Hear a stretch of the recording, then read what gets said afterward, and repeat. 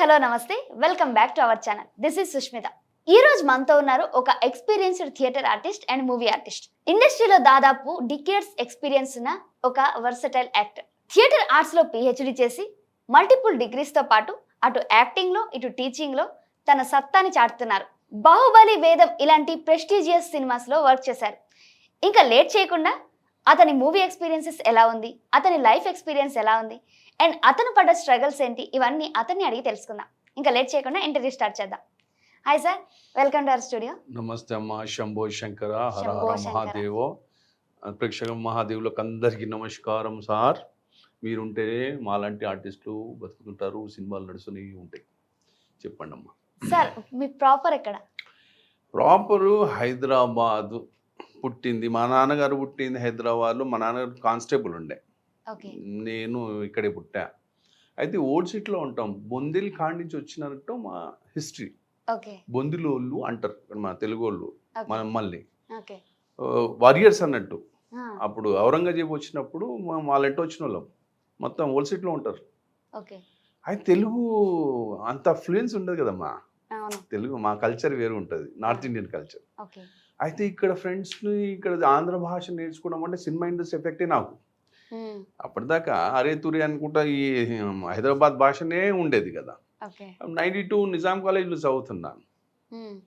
అది Rambhadra college junior college Himayat నగర్లో ఉండేది. 10th క్లాస్లో ప్రైవేట్గా రాసా. అంటే టోటల్గా ఒక కమ్యూనిటీ సపోర్ట్ లేకుంటే ప్రాబ్లం చాలా ఫేస్ చేయాల్సి వస్తుంది. ఇప్పుడు తెలంగాణ స్టేటు, ఆంధ్రప్రదేశ్ స్టేటు, హర్యానా, పంజాబ్ అక్కడ ఉన్నోళ్ళు ఆ ఏరియాలో అక్కడి నుంచి వచ్చిన ఇక్కడ వాళ్ళకు సపోర్ట్ దొరకడం అంటే చాలా కష్టమైన పని. అప్పటికే మా మమ్మీ రామకృష్ణ స్టూడియోలో పనిచేసేది. గోల్కొండ చౌరస్తా దగ్గర ఉండేది.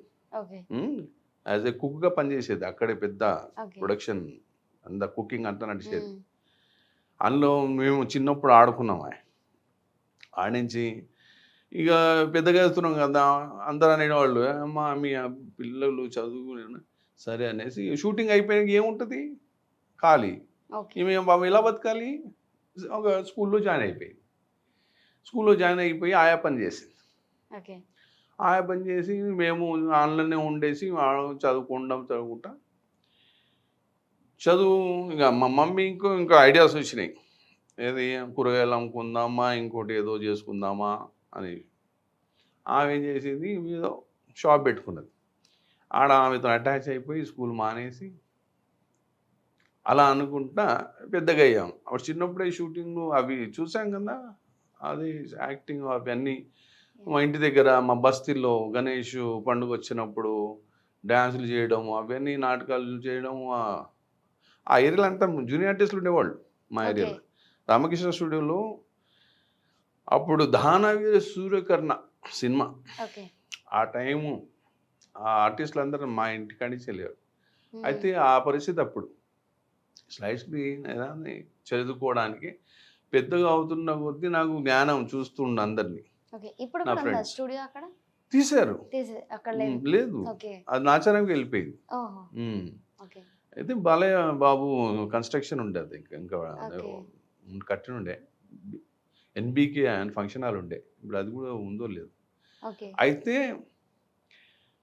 ఆ చిన్నప్పటి నుంచి అక్కడనే ట్యూషన్ చదువుకుంటా, 10th క్లాస్ ఎగ్జామ్ రాసి ట్యూషన్ చదువుకుంటా, ఫ్రెండ్స్ని చూసుకుంటా, తెలుగు నేర్చుకోవడం.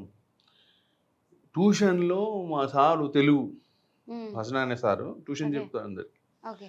తెలుగు తీసుకొని పద్యాలు ఇంకా బ్యాడ్ చేయడం, ఇంకా అంతే రాయడం, చదవడం ఇంట్రెస్ట్. తెలుగు నేర్చుకోవాలి అంతే. హిందీ ఎలా ఇంట్లో మాట్లాడేటోళ్ళు అలా చేసుకుంటా 10th కంప్లీట్ చేశా. ఒక ఆఫీస్లో పని చేసుకుంటా. ఆ సార్ షేర్ కన్సల్టెంట్ సార్ ఉండగా, ఆ సార్ మంచిగా సపోర్ట్ చేస్తుండే, చదువుకోరా అని. ఆయన భయం నాకు చాలా ఉండేది.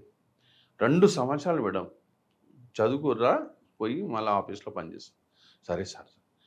రాంభద్ర కాలేజీలో ఇంటర్మీడియట్ 2 years సరిగ్గా చదువుకున్నాను మేడం. తర్వాత నిజాం కాలేజీలో కేటగిరీ కింద రిజర్వేషన్ నాకు దొరికింది. నేను జాయిన్ అయిపోయి అది ఇలా ప్రిన్సిపల్ కోటలో ఓకే. ఒక అతను మా షాప్కి వచ్చేటోడు. అతను అడిగా, అన్న నాకు ఇప్పి రాదు అని. ఓకే. సిటీపీ రాదు నిజాం కాలేజ్. సరే రా రా అన్నాడు. నాకు సిటీపీ ఇచ్చేసాడు. చదువుకున్నాను నిజాం కాలేజ్లో గ్రాడ్యుయేషన్. ఓకే. అయితే 92, 89, 92 బ్యాచ్. 89, 90 అయింది. 91 సెకండ్ ఇయర్కి వచ్చినాం. 3 years డిగ్రీ కదా బీకామ్. ఇక్కడ ఈవినింగ్ కాలేజ్ ఉండేది థియేటర్ ఆర్ట్స్. ఓకే. 82 నుంచి ఉంది అది.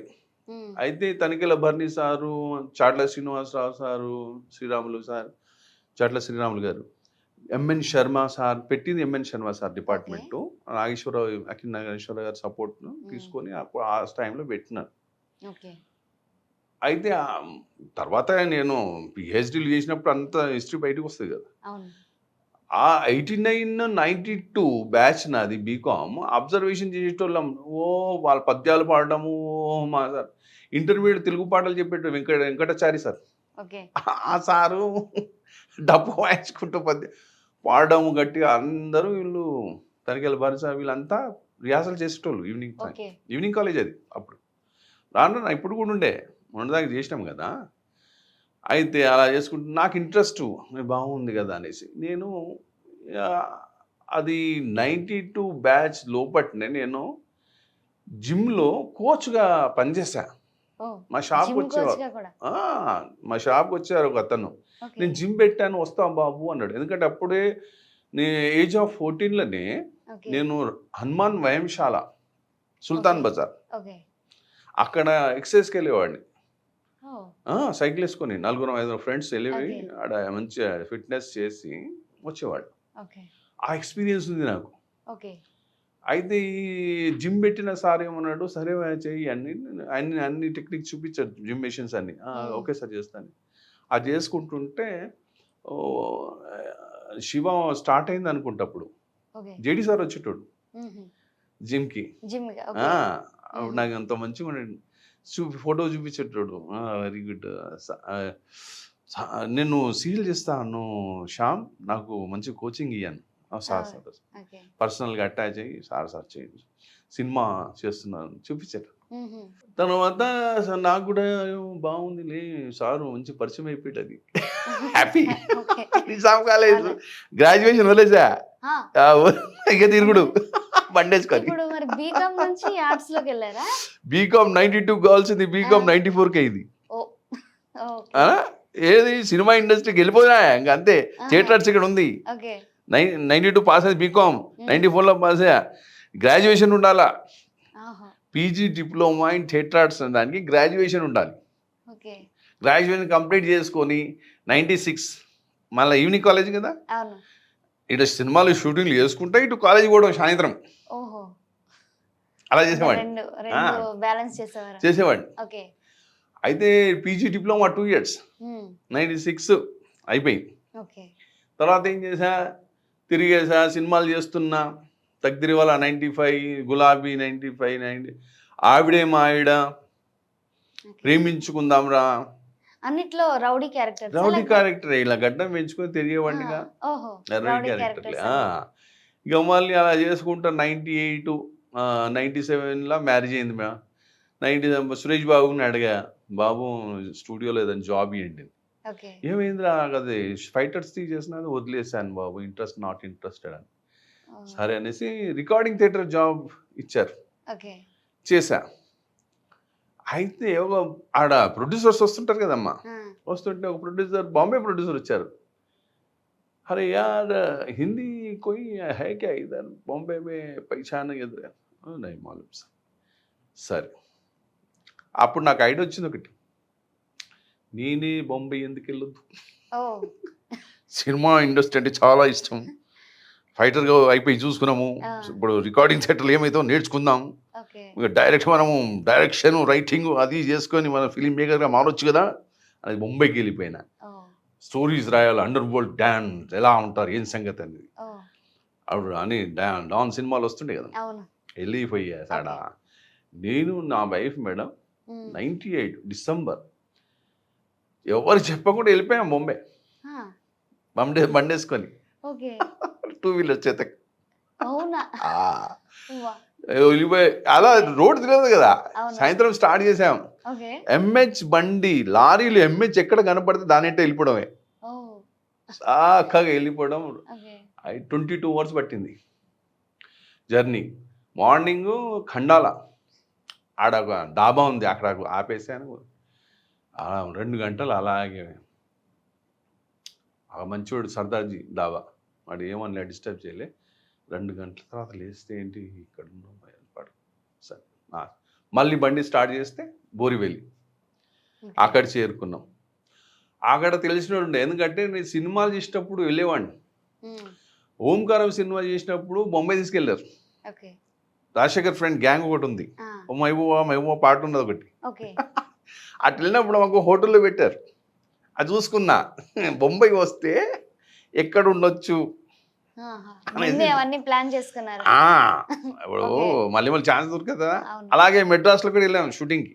ఓకే. అప్పుడు భద్రంట్ సార్ ఏమో అక్కడ ఢిల్లీ డైరీ సినిమా, ఓకే. నా గెటప్ మంచిగా ఈ షెడ్యూల్ అనగానే ఆయన క్యాచ్ చేస్తున్నారు నన్ను, బాబు వచ్చేస్తే అని. వాళ్ళు ఒక నిలబెట్టుకున్నారు అక్కడ కోడంబాకం బ్రౌన్ స్టోర్ అపార్ట్మెంట్లో ఢిల్లీ డైరీ సినిమాకి. ఓకే. విజయశాంతి మేడం, సురేష్ గోపి. ఆ! వాళ్ళేంట బాంబే, ఢిల్లీ, రాజస్థాన్, రాజస్థాన్లో కూడా షూటింగ్ చేసినాము. జల్ మహల్లో ఆ చంద్రస్వామి అసిస్టెంట్ క్యారెక్టర్ ఉండే, ఇలా ఓకే. కావాలంటే పెట్టుకున్నారు సార్ హుహు. చూసుకొని. ఓకే, ఆ ఎక్స్పీరియన్స్ అన్నీ ఉన్నాయి. ఆ బొంబాయిలో ఉన్నాము, చూసుకున్నాము, తిరగడం స్టార్ట్గా. బండి తీసుకుపోయి అక్కడ అమ్మేసా. ఆ! డబ్బులు అమ్మడం కూడా జరిగింది. నా బండి అమ్మేసి మళ్ళీ డబ్బులు ఇక్కడ. ఓహో! ఆ, అయితే ఇప్పుడు ముంబైలో చాలా స్ట్రగుల్స్ 10,000 ఉండే హ్మ్. స్టూడియోలో పనిచేసిన డబ్బులు ఓకే. వచ్చినాయి. వచ్చి ఆ 10,000తో నేను ఒక వారం రోజులు ఉన్నాము. తర్వాత బండి అమ్మేసా. అది అక్కడ దొంగలు ఎత్తుకోపోతారు అనేసి బయట పెట్టడం. ఓహో! అయితే అమ్మేసి రూమ్ తీసుకున్నా. రూమ్ తీసుకొని ఇంకా నా వైఫ్ని స్ట్రగుల్ చేయడం స్టార్ట్ చేశాం. నా వైఫ్ ఉద్యోగం ఇప్పించా, చేసుకుంది బాగానే. నేను కట్ చేస్తే డైలీ మొత్తం మార్నింగ్ స్టూడియోలోనే తిరిగాడు ముంబై మొత్తం. ఓహ్! గోరేగాం, నటరాజ్ స్టూడియో, మన Andheri side, east and west Andheri, Dadar side, okay. Ranjit studio, Chembur side, RK studio, SL studio, చిన్న చిన్న డైరెక్టర్లో ఎస్ఎల్ స్టూడియో చెంబూర్లో ఉంది. అక్కడ రాజేష్ మిత్తల్ అనే డైరెక్టర్ కనపడ్డాడు. ఆయన వచ్చే బాబు ఆఫీస్ కానీ అక్కడికి వెళ్ళేసి ఆయన దగ్గర కూర్చుని ఆయన రోజు 100 రూపాయలు ఇచ్చేవాడు. హుహు. అలా అనేసి ఇక సాయంత్రం పూట ఇది అయిపోతుంది, సాయంత్రం వెళ్ళంగానే మళ్ళీ సెక్యూరిటీ జాబ్, ఓహ్! Trick security. ఓహో! అమితాబ్ బచ్చన్ సార్ వాళ్ళ ఇంటి ముందరే ఓహో! ఆఫీస్. ఓకే. ఇటేమో సెక్యూరిటీ ఆఫీస్లో రావాలా జాబ్, వాళ్ళు నైట్ షిఫ్ట్ పంపించేటోళ్ళు. డే టైంలో ఏమో ఇక్కడ పక్కన సంగీత్ మహాభారతి అని ఉండేది, ఆ! Music college. ఓకే. ఇక్కడ ఉన్నప్పుడే నేను ఏజ్ ఆఫ్ 14లో Tyagaraya government music college Hyderabad ఆ! రామ్కోట్ల ఓకే. హిందుస్థానీ వోకల్ ప్రాక్టీస్ చేసేవాడిని. ఆహా! అప్పుడు జేడీ సార్ ఉన్నారా, వాళ్ళ మదర్ ఇక్కడ పనిచేసేవారు, ఓకే. ప్రిన్సిపల్గా ఉన్నారు అప్పుడు. ఆహా! అయితే ఈ హిందుస్థానీ వోకలు హార్మోనియం మీద వాయించడం హుహు. ప్రదీప్ చటర్జీ గారు. ఓకే. ఇక థియేటర్ ఆర్ట్స్లో ఏమో ప్రదీప్ కుమార్, ప్రసాద్ రెడ్డి సార్. ఆహా! ఇక్కడ ఓకే. బొంబాయిలో ఏమో ప్రదీప్ చటర్జీ సార్ ఓహో! నేర్పించడం ఇంకా హార్మోనియం. 10 రాగాలు హిందుస్థానీ వాయి ఆ! మంచిగా ఏమైనా ప్లెజెంట్గా ఉన్నప్పుడు హార్మోనియం తీసుకొని కూర్చోవాడిని ఏం షూటింగ్ లేనప్పుడు. హుహు. అయితే ఆ ఎక్స్పీరియన్స్ అక్కడ పనికొచ్చింది. బాంబేలో తిరుగుతున్నా. హ్మ్. రాము సార్ ఆఫీస్కి వెళ్ళా, రాము సార్ని కలిసా. ఆ మేనేజర్లు అందరూ వండర్ అయిన ఎందుకు వచ్చావు రా అనేసి. ఆ!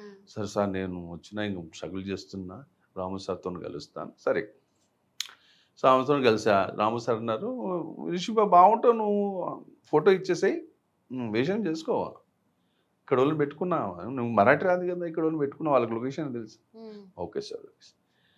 ఇంకా మళ్ళీ వెళ్ళలేదు. రాము సార్ సరిగ్గా చెప్తారు. ఒకసారి మాట ఇంకోసారి మనకు డౌట్లు ఉండదు ఇంకా. ఓకే. అట్లా చెప్తారు.